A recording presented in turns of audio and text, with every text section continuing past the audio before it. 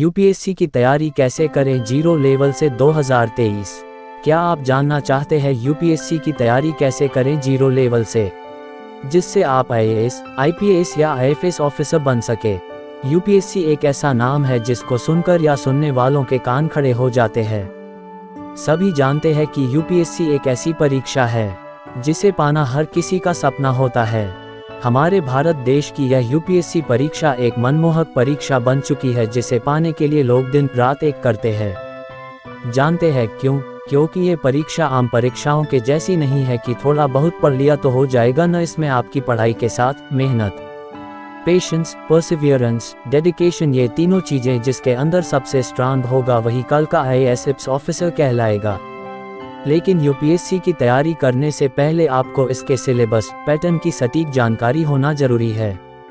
दरअसल यूपीएससी का सिलेबस इतना विशाल होता है कि बिना जानकारी इसकी तैयारी करना आपके लिए बहुत ही मुश्किल साबित होता है।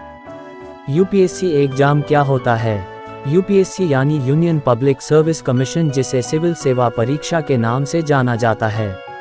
ये भारत की एक प्रतियोगी परीक्षा है जिसके परिणाम के आधार पर यूपीएससी एवं भारत सरकार केंद्रीय व राज्य प्रशासन के लिए आईएएस अधिकारी, IPS पुलिस अधिकारी और सिविल सेवाओं के अधिकारी चुने जाते हैं। यूपीएससी हर साल सिविल सेवा परीक्षा का आयोजन करती है। इसमें 3 चरण के माध्यम से एग्जाम क्वालिफाई करना होता है। यूपीएससी की सिविल सर्विस परीक्षा का संपूर्ण चक्र 1 से 1.5 वर्ष का होता है।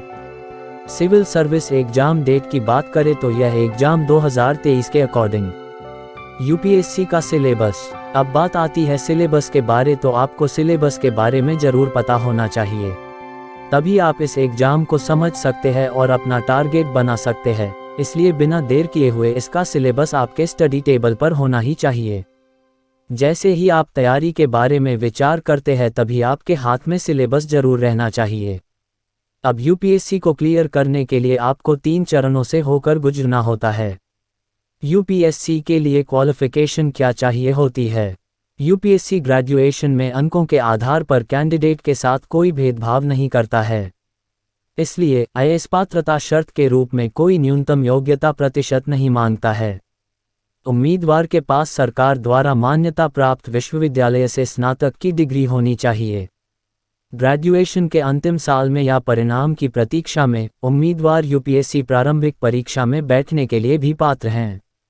यूपीएससी परीक्षा में शामिल होने के लिए आपकी उम्र 21 से 32 वर्ष के बीच होनी चाहिए। अब सिविल सेवा परीक्षा की तैयारी के बारे में टिप्स देख। चरण 1, परीक्षा को अच्छी तरह से जानें। चरण 2, अपनी नींव को मजबूत करें। चरण 3, अपना ज्ञान अपग्रेड करें। चरण 4, उत्तर लेखन का अभ्यास करें। चरण 5, मॉक टेस्ट आधारित लर्निंग मार्च टुवर्ड्स प्रीलिम्स। चरण 6, समाचार पत्र पढ़ना।